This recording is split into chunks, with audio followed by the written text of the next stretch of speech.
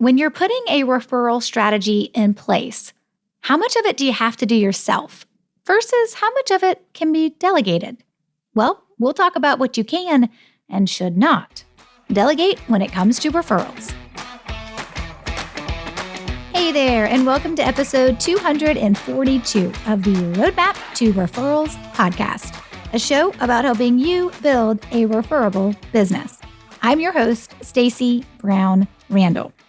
This is a question I get a lot. And so instead of deciding to answer it in one of my every 10th episode, which is a question and answer episode, instead of just giving it a shortened version answer in a question and answer episode where, I'm answering a couple of questions at once, I decided this topic of referrals and delegation needed its very own episode.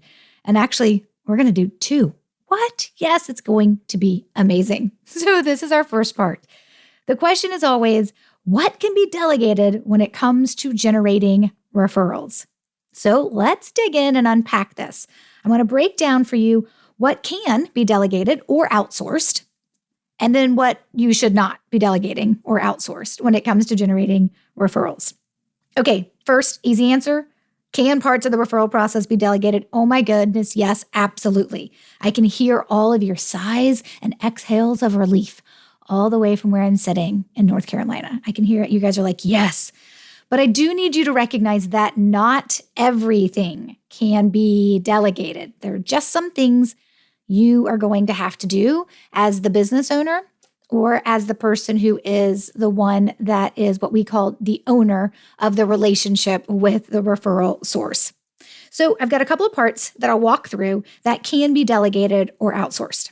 Now, when you think about delegation is delegating it to somebody on your team, right? There's somebody on the team that you can give this to. Outsourcing is typically more considered, at least in my opinion, as somebody who may work with you, but is more like their own business that you're then going to outsource this to. So when I outsource some of my social media to who I refer to as Kathy as my social media virtual assistant, right? She's not a part-time or a full-time employee within my business, right? She has her own company. I'm not the only client she has, but I outsource some of the assistance with my social media to her. So I'm going to use delegation as just whether you're delegating it to a part-time or a full-time W-2 employee that works with you and for you, or whether or not you are going to decide to maybe outsource this to somebody else that works with your company, but maybe as an independent contractor. So whether you're outsourcing or delegating it, I'm just going to use delegation to move forward. You just need to know that it applies however you need it to apply for your business. Okay, first part that can be delegated. And in fairness, these are in actually no particular order. I just was capturing them as they came to me. So these are the things that can be delegated. Number one is the building of the different referral plans or strategies you want to execute on in your business. So that means actually going through the trainings that I offer, right? Doing the exercises, building out this referral plan, which is for this group of referral sources, and this referral plan, which is for a group of people who aren't yet referral sources, right? The learning of what those plans, those strategies look like, the going through the trainings, the understanding it, that can definitely be delegated. As the business owner, it is important that you recognize what they're doing and what the training looks like and the point and the objective of it. But that doesn't mean you have to sit through and watch all the videos, right, within every module within the different trainings and strategies that I have. So you can definitely delegate, right, to someone else to go through and learn how to build what the referral plans or strategies will look like for the company or for whoever is the person who's going to own the referral source relationships. I do recommend, though, that if you don't know anything about how I teach, why I teach, and my philosophy and all the things, and you're like, I'm going to have my assistant learn it all, you probably need to spend a little bit of time just making sure you jive with me on my philosophy and what I'm about to teach to your assistant or marketing coordinator or operations manager or virtual assistant or whatever it is. So I would say, you should definitely know that, you agree with the philosophy before you decide to completely outsource it. And understanding some of the information is important, but most of the time, the person who's going through the training can get you up to speed as they're showing you what they've been building. The second thing that can be delegated was with your generating referrals is the actual execution of parts of the outreach to your existing referral sources. So there are things you're going to do that you're going to do outreach, right, to your existing referral sources. If we're just thinking about the plan, the strategy to get more referrals from our existing referral sources, the execution of what those outreaches or what we call touch points would look like, some of that can absolutely be delegated to somebody else doing it. And that will definitely lighten your load. But it says parts of the outreach, not all of the outreach. If you really do need to do some one-on-one time, right, with your referral source, you can't have your virtual assistant do that for you, right? So when we say that parts of it can be executed on by somebody else, absolutely. It's just typically not the conversational pieces that you're going to be doing when you're having a conversation with an existing referral source. Okay, the third thing that you can delegate is actually the tracking of anything that's happening, tracking of the outcomes, right? The tracking, keeping up with the metrics, like the referrals that you're receiving and who did that referral come to, or who did that referral come from? Who sent that referral to you? Who is the referral source that sent that referral to you? What is all the information about that referred prospect, right? Where is that referred prospect in the process of you closing them, hopefully into a paying client? Where are they in the pipeline? Where are they in the sales process? Definitely tracking outcome. Yes, they became a client. No, they did not. Keeping up with all those metrics, right, is really, really important. Just keeping up with like the addresses of who your referral sources are. That can sometimes be a job in and of itself, right? Particularly since COVID and people have moved and they're not in their offices anymore. They're now in a home office and all that kind of stuff, right? All those kind of things in terms of keeping track of contact information, keeping track of the metrics or what's happening, right? The results, that all can be delegated to somebody else. Now, you have to put a process in place of what it looks like because typically the referral is going to come in. Let's use this as an example. You're the business owner listening to this, right? The referrals from me as your referral source, if I refer to you, I'm probably going to send it to you. That doesn't mean you can't have it devised and looked a different way, but that's a strategy you've got to learn of like how to nurture your referral sources to not refer directly to you, but refer to somebody else in your company. That's a process. You got to learn that strategy of how to do that correctly. But let's just say for sake of argument, I'm your referral source. I'm referring to you, but you have someone on your team, let's just say Sam, that's actually the tracking of all the metrics, right? Of the referrals that come in, who is the referral source, who is the referred prospect, where are they in the process, follow up in 30 days, where are they in the process, did it close, did it not, right? All the outcome metrics. You have to have a process in place. So when I refer you, how does it get to Sam, who's going to be capturing all the information? So keep in mind that's still like an if-then type little process you have to have in place. It's got to be some type of process to where that information can get to Sam so that it can be captured correctly.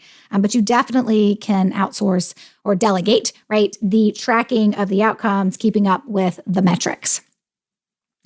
And here's another thing that you can also, which I think is really important that sometimes we overlook, but I think it's really important that you can also delegate, is the keeping you organized. Somebody who knows what you're supposed to be doing and then making sure you don't forget to do it, right? The keeping you organized, the pieces of the plan that can't be delegated to somebody else to do that you have to do yourself. Well, let's just say for sake of argument, you really need to spend some one-on-one time with your referral sources. Now, if you have 50 referral sources, maybe not all of them, maybe your top ones, but if you have 10 referral sources, maybe all of them, right? And you need to spend over the next couple of months doing a little bit of one-on-one time with your referral sources of those that you can, whether that's on Zoom because they're not local, or maybe it is over coffee locally because they are local to you, whatever it looks like. So where you have to be the person who sits in the coffee meeting, right? Or the whatever you're doing, taking them play golf, I don't care, right? The whatever you're doing for that one-on-one time, the scheduling of it, the reminding you to schedule it, right? The taking care of scheduling it for you, the reminding you that it's coming up, like all those things, the keeping you organized can certainly be delegated to somebody else to be in charge of. You're going to hear, spoiler alert, coming up with next week's episode, I actually have a business owner and their assistant who is in my group coaching program, BRB, talk about what this looks like, executing on what they learn and then making it happen, what that looks like for the business owner along with their assistant. And so I'm excited for you to meet them next week and listen to our conversation because they talk about what this has looked like over years and years and years of being a client of mine and actually changing from one assistant to another assistant. And so it's been really cool to watch how seamless that transition has been for them. But it's going to be really cool for you guys also to hear them talk about what that looks like. And the business owner addresses a little bit of the keeping organized and what pieces are managed. So when you think about generating referrals, if you have people you can delegate to or a person you can delegate to or outsource to, these are definitely 4 things that you can take off your plate and put on somebody else's to help you with your generating of referrals. Now, of course, if you're a solopreneur, you are in the me, myself, and I club, that's okay. That just means you need some really strong processes and you need to go step by step through the implementation of these things so you don't try to do everything at once and get overwhelmed. That's really, really important as well. There are plenty of people that I have that are individual solopreneur business owners that I have worked with over the years and in my program that they're doing it themselves. And that's how I do it, right? It's absolutely executable. Like it's not a problem. But if you do have someone you can delegate to, it is important that you understand what you can delegate. So there's also things though that you can't delegate. And I want to address those too. Pardon the interruption. Is it time you and your team put the processes and strategies in place to build a referable business? Yes? Awesome. I'd love to help you with that. Working with my clients, getting to know their business, their unique goals, and coming alongside them as the teacher, the trainer, and the cheerleader is my favorite thing to do. And I'd love to help you too. Maybe it's time for you to take the next step by checking out the coaching program, Building a Referable Business. You hear me call it BRB. Up first is for you to submit an application to make sure you're the right fit for BRB and to learn more about it. Not everyone is a fit, so it's important you submit your application. And if you're approved, then you can decide if joining right now is the best next move for your business. Go to stacybrownrandall.com/referable to learn about everything you receive inside BRB, like access to weekly question and answer sessions with me, access to all 18 of my referral strategies that I teach, customized roadmaps to follow so you always know what to be working on, and more. Again, the link is stacybrownrandall.com/referable. Okay, let's talk about what you shouldn't be delegating or outsourcing when it comes to your strategies to generate more referrals. Number 1, you cannot abdicate sharing the importance of building a referable business. Everyone on your team, everyone in the company needs to be on the same page as to why referrals are important. They need to know the why behind implementing strategies like this. So the larger your team is, you may have somebody on the team going through and learning it, but when it comes to implementation mode, when it comes time for them to say, hey, marketing, I'm going to need your help here, or hey, operations, I'm going to need this communication created for me, or whatever it is that they're going to be pulling together and they're going to need other members of the team to participate in or to be a part of, or hey, CFO, right, we're going to need some dollars, right, to go through the training, whatever it is, you can't abdicate that to the person that you have outsourced or delegated the learning to, the training to. Understanding that it's important and this is why we're doing it, that comes from you. That starts at the top, right? So you've got to understand why it's important. You've got to understand why you want to be able to generate referrals in the way that I'm going to teach you to do it. And you have to buy into it, right? And so even if the top is just you, or even if the top is you and an assistant, regardless if you have anybody else in the company, right? It starts with you saying, this is how we want to grow our business. And this is how we want to grow our business through referrals. And this is how, right, the strategies that we're going to use, the philosophy that we're going to follow to generate referrals. And you have to be 100% bought into that because that is what is going to be needed for the person you're going to delegate to understand that, hey, this is important. And when I do need time and attention to execute on something, I will get it. And this is important to the company. This is important to the business owner. This is important from top down, right? You can't abdicate the selling this to everybody else in the company to the employee, right? That's actually going to be implementing these processes. They have to get that from you. And then that makes it much easier for that employee or whoever you delegate to be able to say, okay, I've learned it. Here's what it looks like. And now they have a more seamless transition to actually getting to implementation and execution mode. Another thing that you can't delegate is when it comes to relationship building time, when you need to spend time with either the existing referral sources that you have the relationship with, or if there's new people you want to start referring you, clients or contacts, centers of influence, those potential referral sources, there is a piece of relationship building that comes into how and why referrals work and why they work so well. And it comes down to that relationship piece. And so you have to be able to take the time and to make it a priority and to feel like it's a priority to do the relationship building. You got to do that piece. You can't abdicate that piece. You can't outsource that piece. You can't delegate that piece. Now, with that being said, that doesn't mean as your business grows or as you bring on other people into the company that you can't hand off or transfer who owns the relationship with that existing referral source. But of course, I'd love to teach you how to do that because that is a strategy that needs to be handled delicately and correctly. And there's actually a couple of different variables we look at in terms of the relationship you have with the referral source of how to do that best based on a few variables and a few things that could or may happen. So I'm not saying you always forever and ever and ever have to own or be in control of or being the one that's always managing the relationship with your referral sources. What I'm saying is until you go through the process to correctly transfer that relationship ownership to someone else in the company, right, to somebody else, you have to make that a priority. You have to be willing that, hey, when it's time to do the relationship building piece, you're going to have to be willing to do it. And what that looks like for your company and for you particularly is it's not the same for everybody. Some people have plans that are lower on the relationship building piece, and some people have plans that are much higher. It depends on where you're starting, how many referral sources you have, what type of industry you're in, right? That's why we customize things inside BRB as you're going through the different trainings so that you get the right strategy for yourself. And here's one more thing I want to mention that should not be delegated, though I know some of you are going to be like, nope, I'm still delegating it. And I know I see it happen and it breaks my heart, but I know it happens, but that doesn't mean it should. And that is, and some of you already know, you've already said it out loud, exactly what I'm about to say. And if you're listening to this podcast in a crowded space, everyone just heard you say it out loud and they're wondering, what are you listening to? But it's the writing of the handwritten notes. They really need to come from you. If you are being referred, I know it's your company, right? When somebody refers a client, a potential client to me, yes, it's my company, but they're referring it to me. We refer to the people inside the companies. We don't refer to the brand. We're not referring to the logo. We're not referring to the company. We're referring to somebody inside the company that we trust will do the work for this potential client well, right? So you need to be the one who's willing to write the handwritten thank you notes when that referral comes in.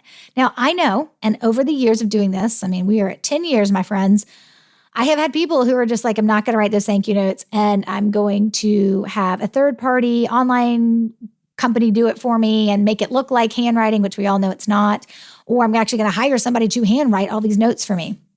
You know what? I've been doing this so long, I don't argue that point anymore, I'll be honest, with the people that I work with, but I do frown upon it heavily, strongly, quite opinionatedly. Because I really do think when someone takes the time to put their reputation on the line, no matter how busy you are, no matter what you're doing in life, I really do feel like when someone puts their reputation on the line and refers someone to you, that the least you could do is take the 2 minutes it takes to sit down and write them a handwritten thank you note. That's just a personal belief that you'll never change of mine. And it is one that I teach. I know not every single thing I teach my clients follow to the T. I have long since given up on that happening. But as long as they're having success, it's fine. But here's the thing. I think when you think through the idea that somebody else can write your thank you notes to your referral sources, as that's not a valuable use of your time, I want you to reassess if it is. I want you to really reassess, do you have that right? Because I would say you don't. Now, if you have a process in place where you're handwriting notes, like hundreds of them, like every single year for every single thing that's happening, I understand maybe you outsource the writing of some notes that are happening in your business. I'm just asking for you not to delegate the writing of your thank you notes to your referral sources. That's what I'm asking, okay? That's what I would say you should not be delegating. Now, here's one thing that people overlook. As the CEO or leader of your business, you don't have to be the one who personally maintains the relationships with your referral sources. Like a lot of times you do need to be, right? Depending on what your business looks like. But like I mentioned earlier, and I just want to reemphasize this point for those of you listening, One of the things I teach inside BRB is how to transfer the ownership of the referral source relationship to somebody else in the business. But it needs to be somebody else in the business, not a contractor, because you don't ever want that person like that's. I mean, I know any employee can leave a business, but we definitely want to make sure that person is staying in the business if you're going to transfer over that referral source relationship. So that is one thing that people overlook as the CEO, even if you're the CEO of one person yourself. Well, in that case, you would not be transferring the ownership to anybody. But if you had more people on your team and you wanted to transfer the ownership or some of the ownerships of those relationships with referral sources, you certainly can. But it is something that you do with a lot of thought and consideration. You do not do this just willy-nilly because you feel overwhelmed in a moment, right? Because if you don't handle it correctly, your referral source could stop referring you altogether, which of course is the last thing we want for you, right? Okay, so there were a handful of things that you can delegate and a handful of things that you absolutely should not delegate. And what we talk about in today's episode can be found on the show notes page at stacybrownrandall.com/242. Next week's episode is episode 243, and we'll talk about what delegation of the actual referral strategies looks like in action, in reality, how it's working inside a business that may be just like yours. Until then, my friend, you know what to do. Take control and grow your business. Bye for now.